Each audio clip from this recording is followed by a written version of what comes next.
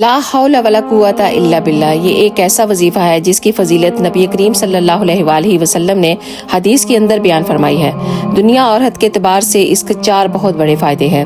Number 1، یہ عرش کے خزانوں میں سے ایک خزانہ ہے، یعنی اللہ سبحانہ وتعالیٰ پڑھنے والوں کو نیک عمل کی توفیق عطا فرما دیتے ہیں اور برائی سے بچنے کی طاقت عطا فرما دیتے ہیں۔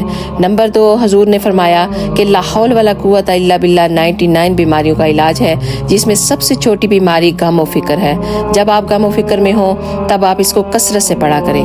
جب کوئی بندہ اس کو کثرت سے پڑھتا ہے تو اللہ سبحانہ وتعالیٰ فرشتوں سے فرماتے ہیں کہ دیکھو یہ میرا بندہ فرما بردار ہو گیا ہے، اس نے سرکشی چھوڑ دی ہے۔ یہ بہت بڑی فضیلت کی چیز ہے۔ جب کوئی بندہ اس کو ایک بار پڑھتا ہے تو اللہ سبحانہ وتعالیٰ اس کے لیے جنت میں ایک باغ لگا دیتے ہیں۔ جو بندہ جتنی زیادہ سے اس کو پڑھے گا اللہ سبحانہ وتعالیٰ اس کے لیے اتنے زیادہ باغ لگاتے جائیں گے۔ تو دنیا و آخرت کے اعتبار سے یہ بہت پاورفل وظیفہ ہے۔ اگر دنیا میں آپ کو کوئی پریشانی ہے تو آپ اس کو